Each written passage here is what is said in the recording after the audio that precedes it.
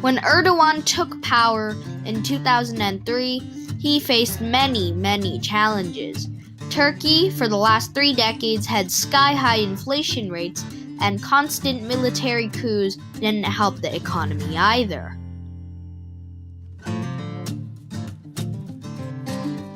So far this month, the Turkish lira only had seen its value plunge even more. Back in 2014, the Turkish lira was valued at around $0.5 US. Now, it's only 1/3 of the original amount. So why is Turkey in this economic crisis? Let's go back to before 2003 and before Recep Tayyip Erdogan was elected prime minister. When Erdogan took power in 2003, he faced many challenges. Turkey, for the last 3 decades, had sky-high inflation rates, and constant military coups didn't help the economy either. So what happens if you have a sky-high inflation rate and a geography close to wealthy European countries? You become a cheap labor capital for wealthy European companies such as the French car company Renault. It's very cheap for them to produce their cars in Turkey.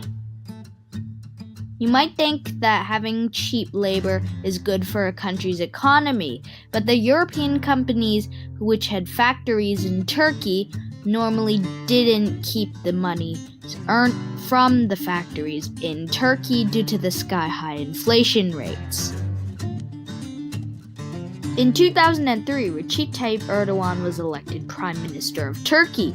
To solve the inflation problem, he created a new currency called the Turkish lira, which is far more stable than the old one. Turkey even almost got into the EU. Erdogan didn't just control the inflation rates, he created new industries such as tourism. In those first Erdogan years, Turkey went from having 13 million tourists per year to a whopping 39 million tourists per year.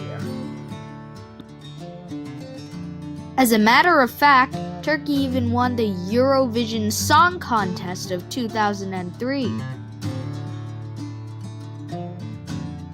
How about the Turkish companies under Erdogan? Have you ever heard of Turkish Airlines?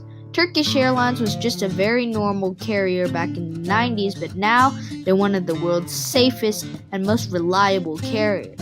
And I promise you, this is not an isolated case. Have you ever heard of Godiva Chocolate or United Biscuits? Well, they both have the same Turkish owner, Yıldız Holdings. Yıldız Holdings started off as a family-owned Turkish bakery, but now it's grown into a Turkish conglomerate.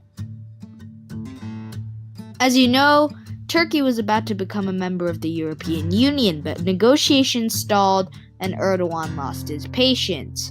He declared interest rates to be against Islamic law and cracked down on dissent. When Erdogan calls interest rates the mother of all evil, foreign investment plummets and the lira's value slides.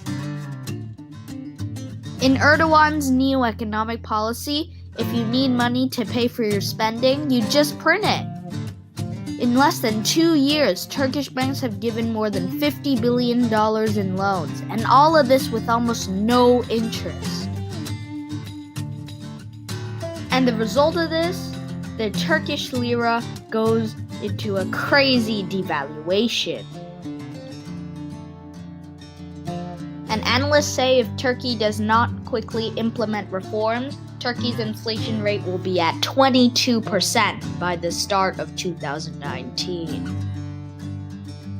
With Donald Trump implementing sanctions on Erdogan's Turkey, Turkey is expected to receive a bailout from the IMF.